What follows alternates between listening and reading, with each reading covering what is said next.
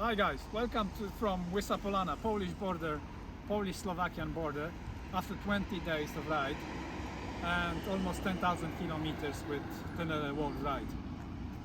The temperature I was driving was like average 35 degree.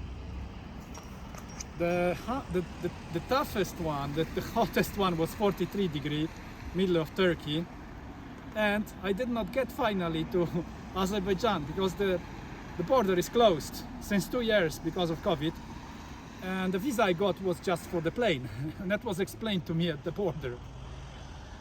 So coming back to the ride, it was 10,000 kilometers almost, because as you see it's like 50 kilometers missing, and the longest ride I had was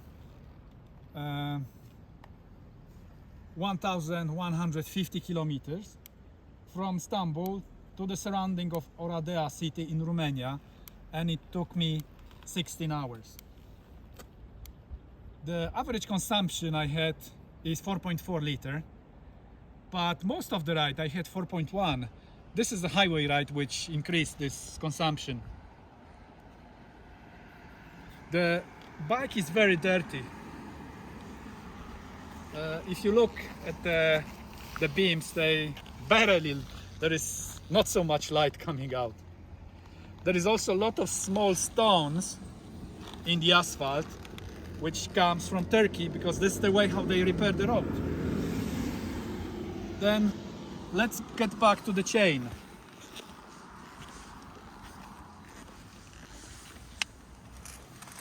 I fixed the chain tension only once in the middle, and the same I did when there was oil exchange. So in 5,000 I changed the oil as well. Then coming back to the tank, the bigger tank, quite well worked.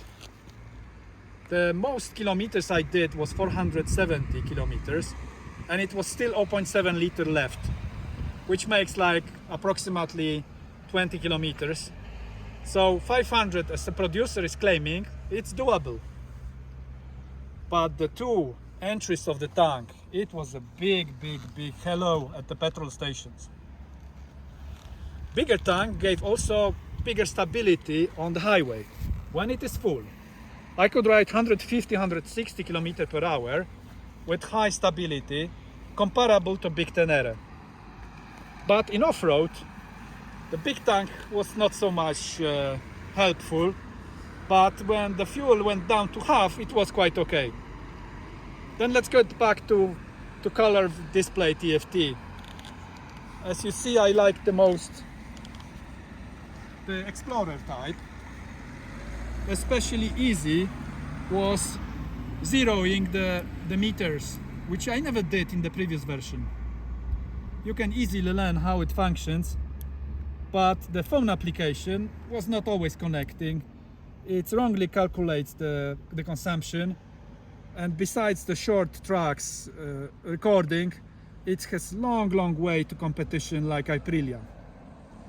Also, when you look at off-road, switching off the ABS in the rear wheel or totally needs a bit of practice, but it's easy. And the button to switch on the ABS, to switch on, you need to stop the bike. The same when you want to play with menu, you need to stop the bike. Coming back to off-road, the bigger suspension, the bigger way of the suspension, it helps a lot on the off-road, but very often I hear the noise of the springs in the suspension. Then regarding tires, they worked well on the dry surface, on the rocks, and as well on the highway. You can do easily curves without the problems.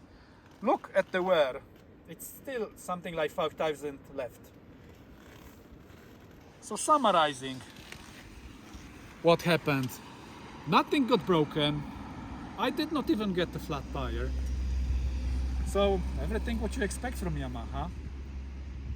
Guys, see you next year on the road.